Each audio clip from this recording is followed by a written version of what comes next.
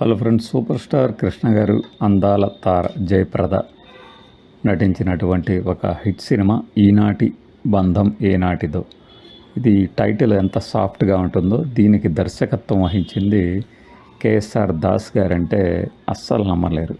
ఎందుకంటే ఇందులోని సాహిత్యం కానీ, చిత్రాన్ని నడిపించిన విధానం కానీ, అంటే టేకింగ్ కానీ చూస్తే మనకి అప్పటి ఆ యాక్షన్ హీరో, ఈ యాక్షన్ క్రైమ్ సినిమాల దర్శకుడు కాంబినేషన్లో ఇలాంటి ఒక సినిమా వచ్చిందా అనుకుంటారు కూడా.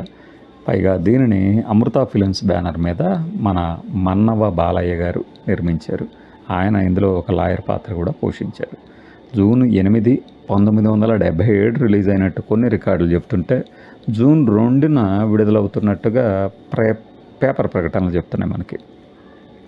ఈ సినిమాలో అద్భుతమైన సాహిత్యం అని ఎందుకన్నానంటే, ఎవరు నేర్పేరమ్మ ఈ కొమ్మకు, ఈ రెమ్మకు సంథింగ్, కొమ్మకి పూలివ్వమని దేవులపల్లి కృష్ణశాస్త్రి గారు రాసినటువంటి కవిత జయప్రద గారి మీద కేఎస్ఆర్ దాస్ గారు చిత్రీకరించిన విధానం, అలానే రసాలూరి రాజేశ్వరరావు గారు సంగీతం అందించిన ఈ పాట ఒక మకుటాయమానంగా నిలిచిపోయింది ఈ సినిమా వరకు. అట్లానే ఒక క్లాసికల్ సాంగ్స్ అంటే మనకి కేవలం కె విశ్వనాథ్ గారి సినిమాల్లో మాత్రమే కాదు, కేఎస్ఆర్ దాస్ సినిమాలో కూడా ఉంటాయి అని నిరూపించిన పాట అన్నమాట. కృష్ణ గారు తన సహజ శైలికి భిన్నంగా ఒక సాత్వికమైన డైలాగ్ డెలివరీ ఇచ్చిన సినిమా. ఈ సినిమా వైజాగ్లో సంగీత థియేటర్లో డైరెక్ట్గా 36 రోజులు ఆడగా, విజయవాడ, హైదరాబాద్, గుంటూరులో డైరెక్ట్గా 50 డేస్ ఆడిన సినిమా ఇది. షిఫ్టింగ్ల మీద 100 డేస్ ఆడిన సినిమా కూడా.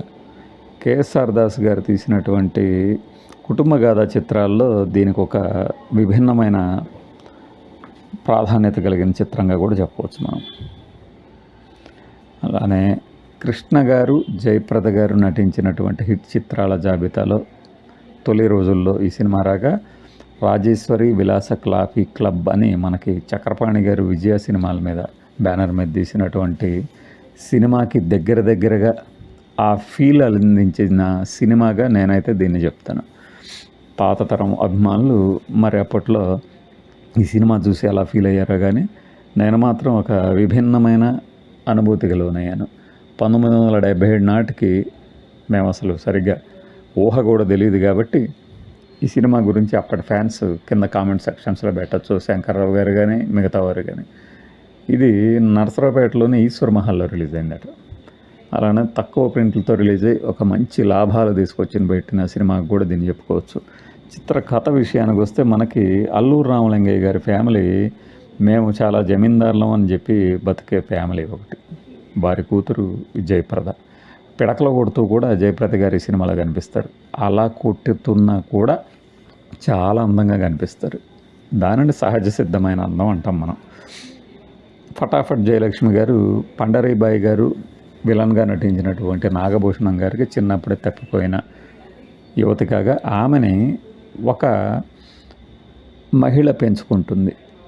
గుడి దగ్గర పూలు అమ్ముకుంటూ జీవనం సాగిస్తుంటుంది ఫట్ జయలక్ష్మి. అలానే అదే ఊరిలో ఒక చిన్న సైజు బంట్రోతు లేదంటేనేమో ఒక రౌడీ టైపు తరహా గెటప్లో కనిపిస్తారు కృష్ణ గారు నాగభూషణం దగ్గర. అయితే ఒక సింహబుది జమీందారు తాలూకు ఆస్తి అంతా ఒక వారసురాలకు చెందుతుంది. ఆ వారసురాలని మనం చెప్పినట్టు ఆడే ఒక యువకుడికి ఇచ్చి పెళ్లి చేస్తే మనమే సొంతం చేసుకోవచ్చు అనే ఒక వ్యూహం పన్నుతారు నాగభూషణం. ఆ జమీందారు ఫ్యామిలీ ఎవరిదయ్యా అంటే ఈ యొక్క అల్లూరు రామలింగయ్య గారిది. అలా ఆస్తి కలిసి వస్తుంది అన్న ఉద్దేశంతో జయప్రద గారి మీదకి ఈ నిడిముక్కల జమీందారుగా కృష్ణ గారిని తయారు చేసి వదులుతారు నాగభూషణం గారు. కృష్ణ గారు సహజ సిద్ధంగా ఇందులో అమాయకత్వ పాత్ర కావడంతో, జమీందారుగా తాను నటిస్తూ నాగభూషణం గారు చెప్తున్నటువంటి పనులు చేస్తూనే ఆయనకి నష్టం కలిగిస్తుంటారు ఆర్థికంగా. ఉదాహరణకి, ఆ ఊరిలో బావి లేదంటే ఆ బావికి కావాల్సిన డబ్బు నేను ఇస్తాను అని అక్కడి వారు అడగగానే ప్రకటిస్తారు. నాగభూషణం గారేమో ఒక పక్క చేయి చూపిస్తూ 5 అంటే 5,000 అంటే 2 సార్లు చూపించినందుకు 10,000 ప్రకటిస్తున్నానంటారు. ఆ యొక్క జమీందారీతనం అది నిజమే అని చెప్పడానికి నాగభూషణం గారు నిజంగానే డబ్బులు ఇవ్వాల్సి వస్తూ ఉంటుంది. ఇక్కడ మనకి పాటలు కూడా చక్కని పాటలు అన్నమాట. అసలు కేఎస్ఆర్ దాస్ గారి సినిమాల్లో ఇలాంటి పాటలు ఉంటాయని ఎవరు ఊహించి కూడా ఉండరు. అంటే ఈ టైటిల్ సాంగ్ ఒకటి ఉంటుంది, నేను అనుకోలేదు, నేను అనుకున్నది ఇది కాదు, నేను అనుకున్నది ఇది కాదు అని. ఎంత అద్భుతంగా ఉంటుందంటే ఆ వినీలాకాశం కానీ చుట్టుపక్కల పరిసర ప్రాంతాలు కానీ చాలా హాయైన అనుభూతినిస్తుంది. అలానే సినిమా కూడా పల్లెటూరి వాతావరణంలో పచ్చని పల్లెల మధ్య చిత్రీకరించారు. ఎక్కడో చివరిలో క్లైమాక్స్లో కృష్ణ గారు తుపాకీ పట్టుకుని తన అసలు శైలిని బయటికి తీసుకొస్తారు. కానీ చిత్రంలో యుద్ధ సన్నివేశాలు అంటే ఫైట్స్ కూడా చాలా తక్కువ. ఒక రౌడీ తరహా గెటప్లో ఉన్న రంగ జమీందారుగా రంగభూపతిగా మారిన తర్వాత ఆ మెటమార్ఫిసిజం, ఆ తర్వాత జయప్రద గారిని పెళ్లి చేసుకున్న తర్వాత నిజంగానే ఆయన వచ్చిన మార్పు కానీ ఆ మూడు అంటే ఆహార్యాల్లో చాలా వైవిధ్యం గమనించవచ్చు మనం. అది మేకప్ మెన్కి, కాస్ట్యూమ్స్కి, వీళ్ళందరికీ మనం చెప్పొచ్చు. బహుశా కుదరవల్లి రామారావు గారు కళ అన్నారు, ఆయన ఈ ఆర్ట్స్కి సంబంధించిన డిపార్ట్మెంట్ కూడా చూసుకొని ఉండొచ్చు. సినిమాలో ఒక భవంతిలో అంటే రాజాగారి భవంతి అనుకుంటే ఆ భవంతిలో కొన్ని సన్నివేశాలు చిత్రీకరించగా కొన్ని సెట్స్ కూడా వేసినట్టు అర్థమవుతుంది మనకి. చివరిలో అసలు విలను అంటే ఆ జమీందారీ తాలూకు ఇంకొక వారసుడు కాకపోయినా ఆస్తి మీద కన్నేసినటువంటి ఇంకొక వ్యక్తి విలన్గా, ఝాన్సీ అతని తల్లిగా ఇద్దరు వచ్చేసి నాగభూషణం గారిని కూడా బెదిరించేసి దాన్ని తాము చేజిక్కించుకోవాలనుకుంటారు. ఆ సందర్భంలో కృష్ణ గారి చేత జయప్రద గారిని చంపించాలని నాగభూషణం చేసిన కుయుక్తుల్ని జయప్రద గారి మంచితనాన్ని గమనించి కృష్ణ గారే పూర్తిగా మారిపోతారు. అసలు నన్ను ఎందుకు చంపాలనుకుంటున్నారు, నేను చనిపోతే ఆస్తి వారికి ఎలా దక్కుతుందన్న జయప్రద గారి ప్రశ్నతో కృష్ణ గారికి అనుమానం వచ్చి లాయర్ అయినటువంటి బాలయ్య గారి దగ్గరికి వెళ్తారు. అక్కడ బాలయ్య గారు వివరిస్తారు ఏం జరిగిందని. ఈ క్రమంలో కృష్ణ గారి అసలు రూపం అంటే తాను జమీందారు కాదనే విషయాన్ని ఒప్పుకుంటారు నిజాయితీగా. జయప్రద గారు ఆయన నిజాయితీని ఎంతగానో నచ్చి ఆయన వెంట నడవటానికి సిద్ధపడగా అక్కడ ఈ ఫటాఫట్ జయలక్ష్మి క్యారెక్టర్ తిరిగి ఎంట్రీ వస్తుంది. వాస్తవానికి కథ మొదట్లోనే ఈ ఫటాఫట్ జయలక్ష్మి గారు కృష్ణ గారి మీద మనసు పడుతుంది. కృష్ణ గారు కూడా పెళ్ళంటూ చేసుకోవాలి కదా అన్నప్పుడు నాగభూషణం గారు ఈ నాటకానికి తెరలేపడానికి ముందు రత్తిని చేసుకుంటాను అని కూడా అంటారు ఈ క్యారెక్టర్ చేత. ఎందుకంటే నేనంటే పడి చచ్చిపోతుంది అంటారు. అలా ఈ ఫటాఫట్ జయలక్ష్మి క్యారెక్టర్ ఎంట్రీతో జయప్రద గారి మనసు విరిగిపోతుంది.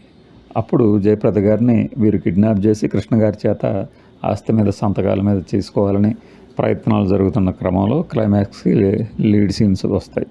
అయితే సినిమా ప్రారంభంలోనే కృష్ణ గారి చేత ఒక కథక్ తరహా గెటప్స్ వేస్తారు, నారసింహుని క్యారెక్టర్ లాగా. అది చాలా తమాషాగా ఉంటుంది.